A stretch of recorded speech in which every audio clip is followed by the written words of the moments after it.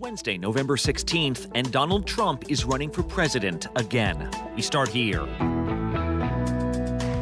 In a defiant speech, the former president who shattered Democratic norms says he wants to return to the White House. In order to make America great and glorious again, I am tonight announcing my candidacy for President of the United States. Don't skip ahead to a Biden rematch. This immediately sets up a war in the Republican Party.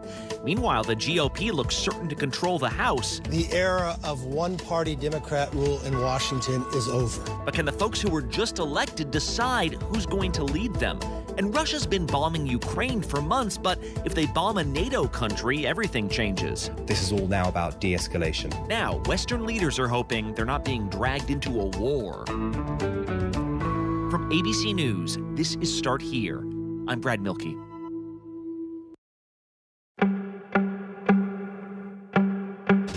A few weeks ago, former President Donald Trump was making it clear he is planning on running for the White House again. It was just a question of when. I will very, very, very probably do it again, okay? Very, very, very probably. After all, he had spent months stumping for his favorite candidates in the midterm elections. Some journalists were hearing he wanted to announce before Election Day to excite voters and to soak up the credit when those candidates won. Kari Lake, your next governor, she's an incredible woman. I want to have the focus tonight be on Dr. Oz and on Doug Mastriano. He was reportedly convinced to hold off his announcement until after election night, but election night didn't go as planned. If Dr. Oz doesn't pull this off, they're going to be questioning whether or not having former President Trump there in the final day or two was the right call. Republicans won races, but not as many as they were expecting. You have a lot of Trump allies that are being defeated. I think general election voters are sending my party a really big message. They didn't just fail to pick up Senate seats, they lost a Senate seat. And the most concerning part of all this was which candidates were underperforming. Already Kari Lake is making very loud complaints about the way the election is run. The fake media back there tried to tell us we were wrong for asking questions about our elections. The candidates falling flattest with voters were the ones who had explicitly shaped themselves in Donald Trump's image. The most MAGA Republicans were becoming the most rejected Republicans. Katie Hobbs narrowly defeating Kari Lake. Dr. Oz called to concede the race. Josh Shapiro will be our next governor. Which might be why, over the last several days, we've seen Republicans distancing themselves more than ever from the former president. Do you believe that Donald Trump should ever be president again? In an exclusive sit-down interview with ABC's David Muir, former Vice President Mike Pence gave his strongest rebuke yet of former President Trump. David, I think that's up to the American people. But I think we'll have better choices in the future. Like, if the criticism had been that some Republicans are too scared to go after Trump, they don't seem as scared right now. I would just tell people to go check out the scoreboard from last Tuesday night. The fact of the matter is... But as the calls to delay grew even louder, none of that stopped Donald Trump last night, a former president who upended Democratic norms and defended a revolt at the Capitol, from coming out at Mar-a-Lago and officially beginning his bid to get back into the White House. In order to make America great and glorious again, I am tonight announcing my candidacy for President of the United States. ABC's Jonathan Karl is at Mar-a-Lago right now. In fact, he's outside of the room where he was watching this play out. John, this seemed rather different from the Golden Escalator speech. Can you just describe this announcement? Yeah, I mean, first of all, it was a much more disciplined Donald Trump. He basically stuck to the script. He gave a speech that Republicans, the kind of speech that they want him to give, which is contrasting what they see as the successes of the Donald Trump administration with the problems facing America now under Joe Biden. We are a failing nation.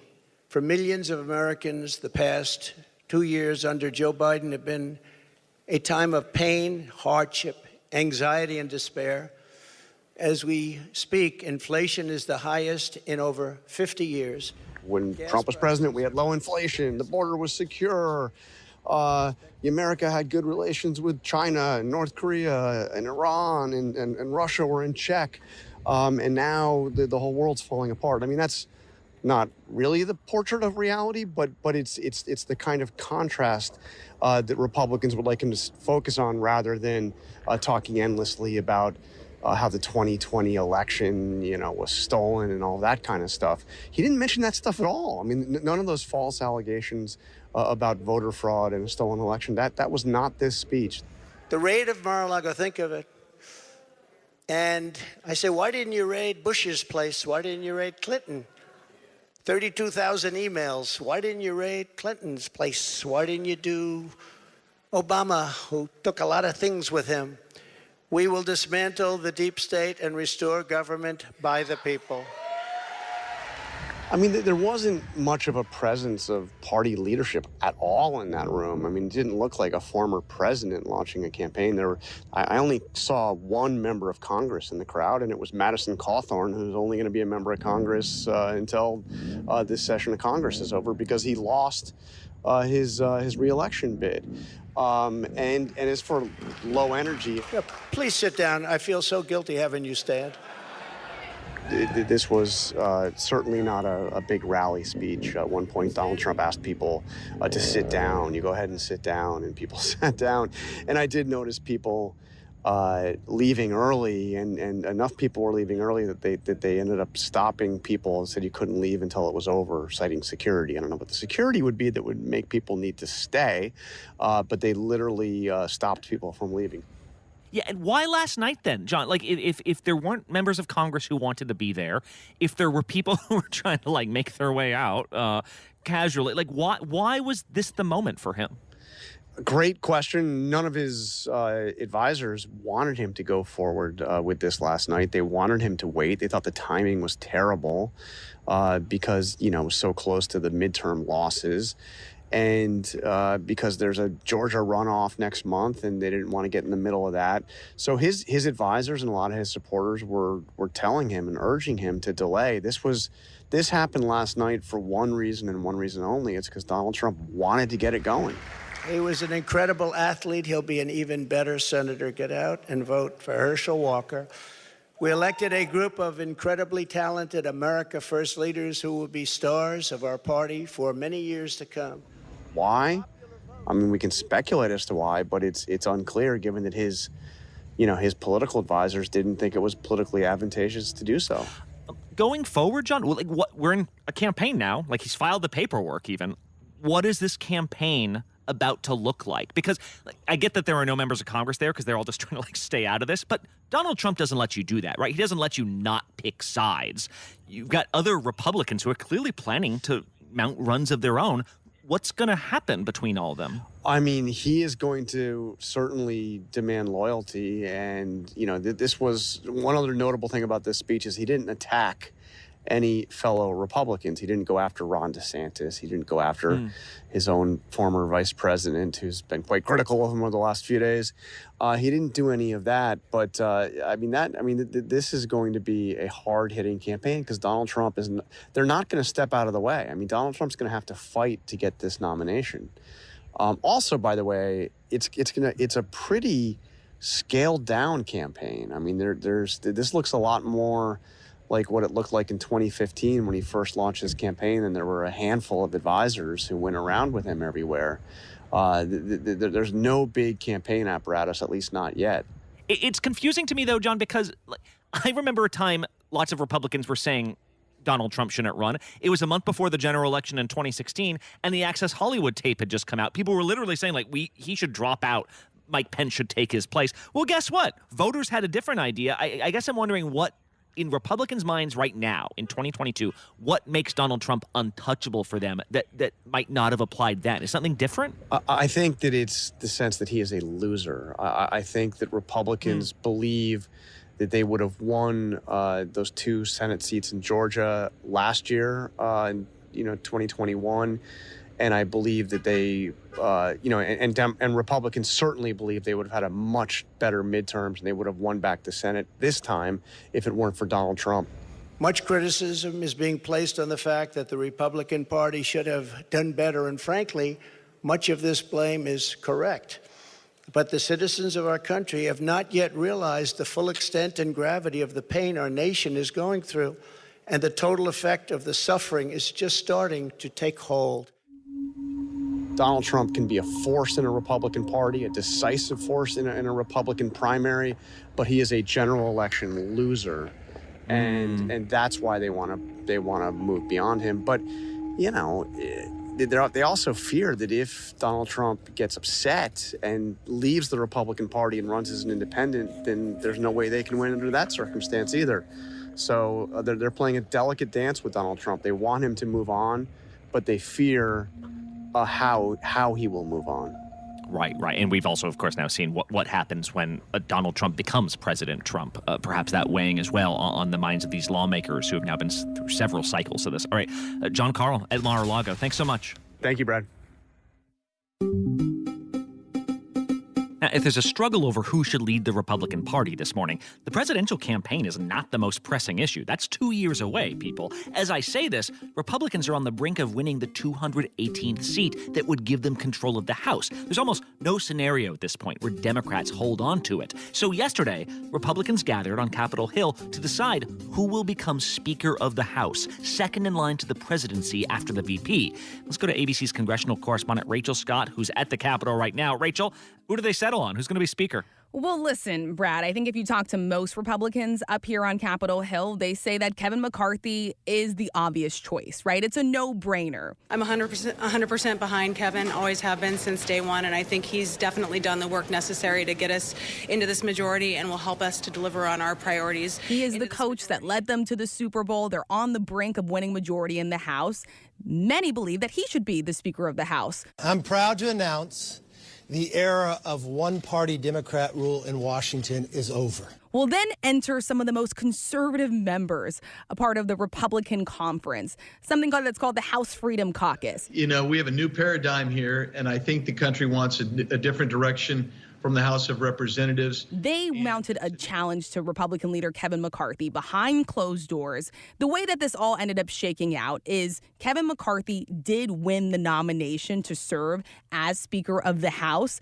But Brad, this was just the first step, and he didn't win every single vote. You actually had 31 Republicans that voted against him. And so what does that mean? Like, does that mean then if you win the nomination and Republicans will control the House, we think, does that mean he'll definitely be Speaker, or what happens next? No, not exactly, right? So this is really just the first step. This is really the first test. He needs 218 votes to be elected Speaker of the House. That vote's going to happen in January. And yesterday, he only had 188 that supported him. So this is not a given by any measure. We want new leadership. We want fresh faces and new ideas. You have people like Republican Matt Gaetz, who is not supporting McCarthy. He says that McCarthy couldn't get 218 votes. He couldn't get 200 votes. He couldn't even get 190 votes. So to believe that Kevin McCarthy is going to be the next speaker, you have to believe that he's going to get votes in 6 weeks that he couldn't get in the last 6 years. And you know it's a problem for Republicans when they're reaching out to Democrats.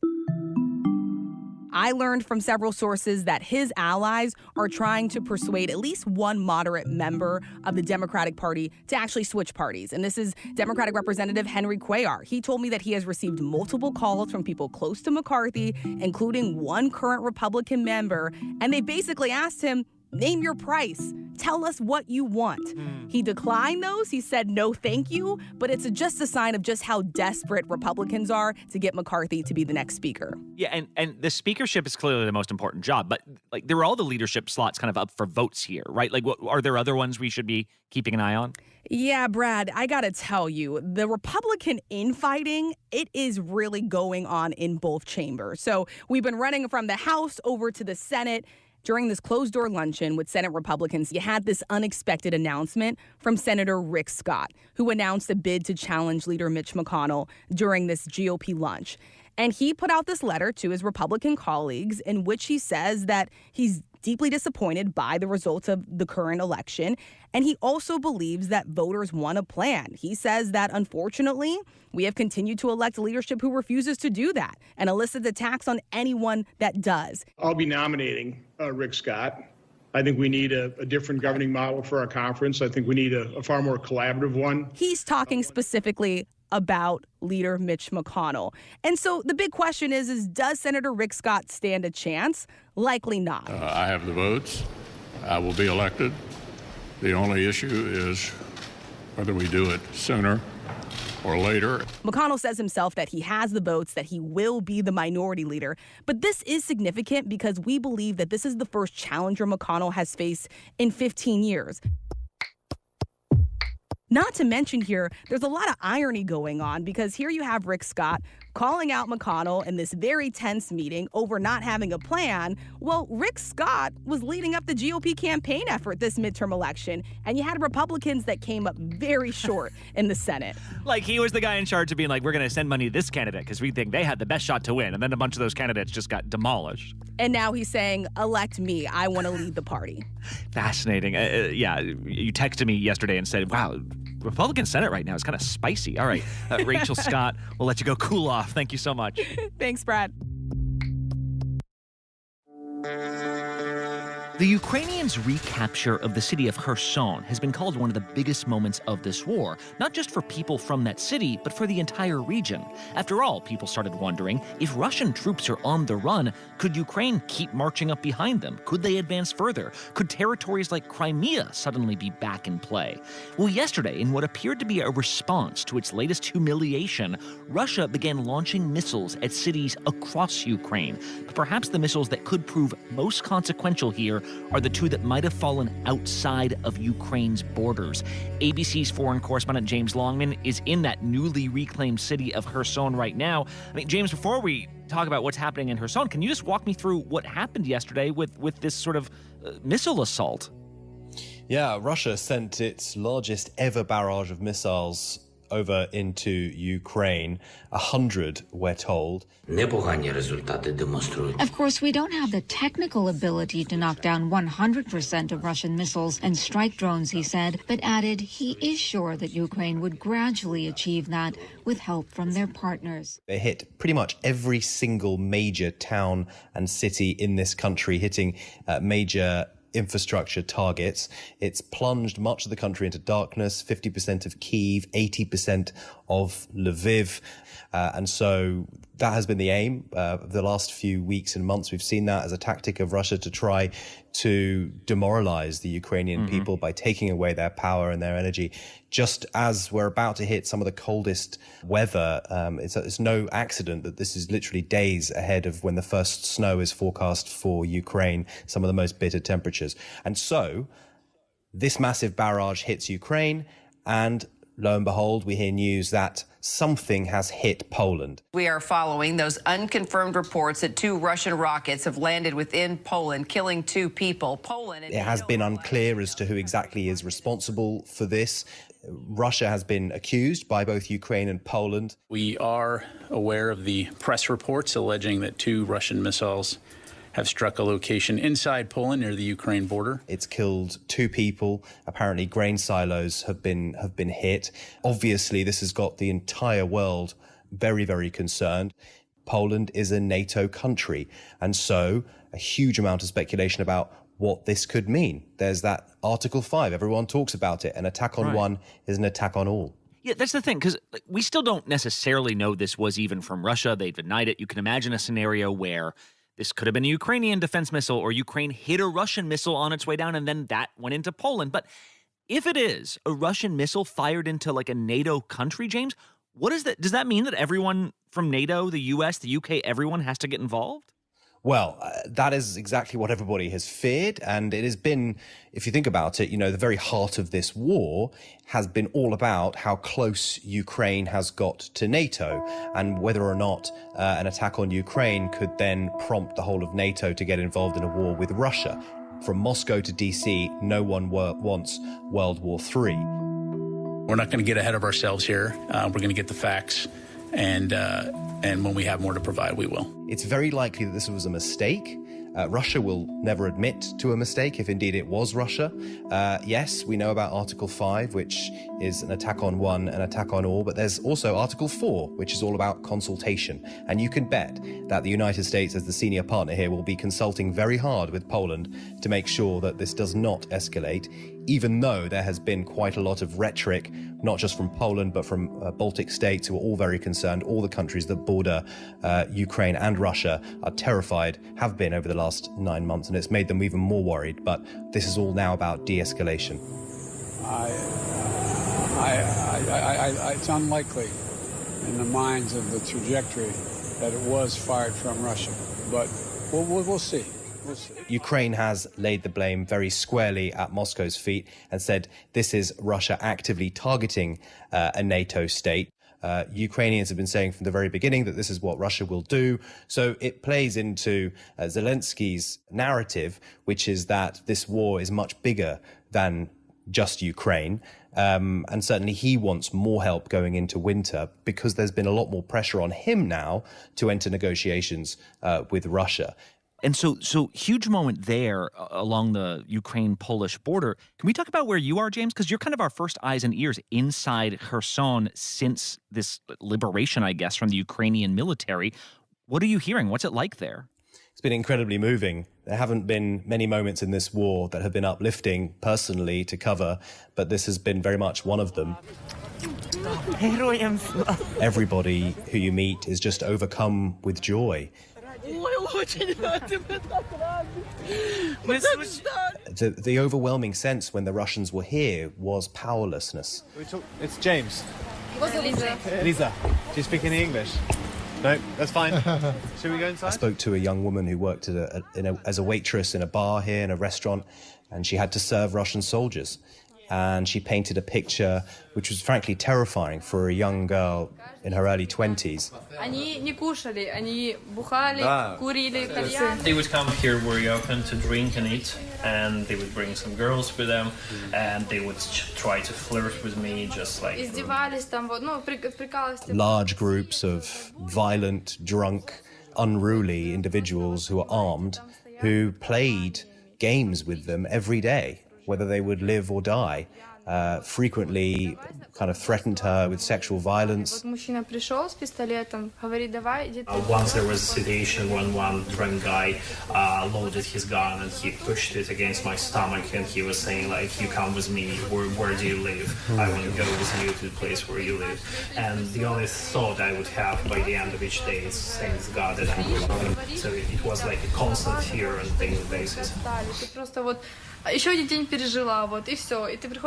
That is just one example, but this was life under Russian occupation, and so basically I think the picture I get is one of tens of thousands, hundreds of thousands of people living cowed, eyes to the ground, whenever they were outside, making sure they didn't come into eye contact with their Russian occupiers, terrified. Don't draw attention to yourself at all. Exactly. Terrified of what could happen to them, hoping and praying for the Ukrainian military to come and get them. And in the end, of course, they did. And it was extraordinary to be stood on that central square as you saw sort of singing and dancing children.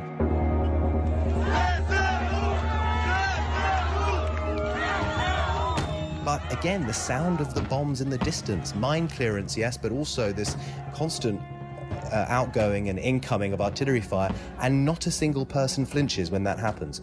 Children as young as 4 or 5 dancing and singing who can hear the bombs and do not move when they hear them. It became part of their lives. Now, of course, they've been liberated, but as we've seen with this huge volley of missile attacks across the country, nowhere in Ukraine is completely safe from Russia. And like so much of the country, I know that you're in sort of darkness as well, as so much power has been knocked out. James Longman in Kherson, stay safe, and thank you. Thanks a lot, Brad.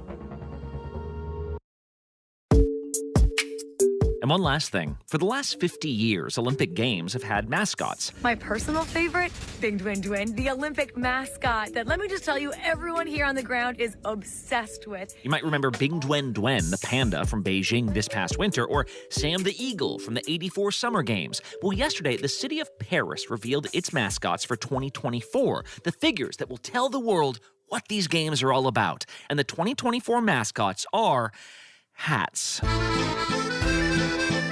Yes, the mascots that will be prancing around Paris are huge walking red hats called frige. A frige looks like a little red beanie, I guess, like with some ear flaps. It was worn by Marianne, the fictional woman who was basically the mascot of the French Revolution. And this hat appears on the flags of several Latin American countries. It's rarely depicted, though, with eyes and legs sticking out of it. What this will say is if someone from the French Revolution could come back and look at this, would they like it? With those little googly eyes, those friendly eyes. Plot twist. Yeah. The truth is, this is not the first weird Olympics mascot. The very first one was basically a stick figure on skis. We've seen snowmen, a walking star, these kind of blobs from Athens. Like, at this point, it's shocking if you're something people do recognize. The most notable thing is not that these mascots are hats, is that they're both hats. In recent years, there have been mascots for both the Olympics and the Paralympics. In Rio, the Olympics had this cool cat-like creature. The Paralympics had a tree. In Torino, they look similar but wore different colors.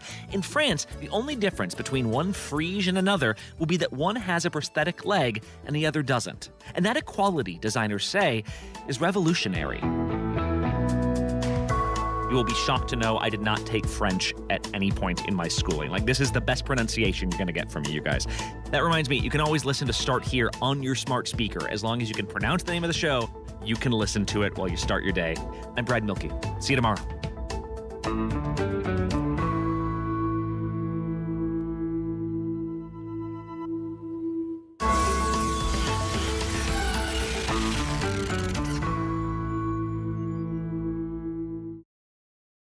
So much happening these days, it's hard to keep up. Things change hour by hour, minute by minute. The historic weather that's now unfolding. The worries on Wall Street. We're bringing you the Right Now. But a nationwide teacher shortage. The Right Now look at the day ahead. An alert this morning for dog owners and the key takeaways from the biggest stories. World News Now and America This Morning, America's #1 early morning news. Today does feel a little different. Early mornings on ABC News Live.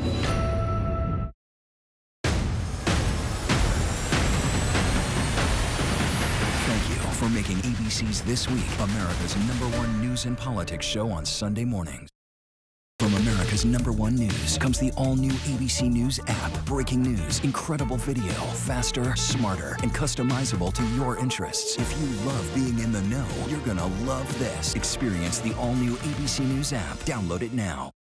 Tonight, Donald Trump running for president again. Who will run against him on the Republican side? His former vice president saying there will be better options. The battle already. More Americans turn to the #1 newscast on television. World News Tonight with David Muir. It's lunchtime in America. So, what are we serving up? Well, how about everything you need to know? You got me feeling like your health, your money. Breaking news, exclusives, pop culture, and with the biggest stars. Music, trends, style, and some laughs. And some good food. You got me feeling like... You know, that sounds pretty good. GMA 3, what you need to know. A third hour of GMA in the afternoon. So join us, afternoons, for everything you need to know. With so much at stake in our world right now, we wanted to thank you for your trust and for making ABC News America's #1 news. And thank you for making ABC News Live America's #1 streaming news. Zoo! 200! Oh, 200. 200 episodes of Dr. Pol. Oh. Music to my ears. It's been 10 years, and I'm still having fun. That rocks. He's got the moves that make your animals groove. Now we do the dance of joy. Yay! He's like the Justin Bieber of the Headlining the hottest barns. Shout out! It's a show you won't want to miss. I'm not going to be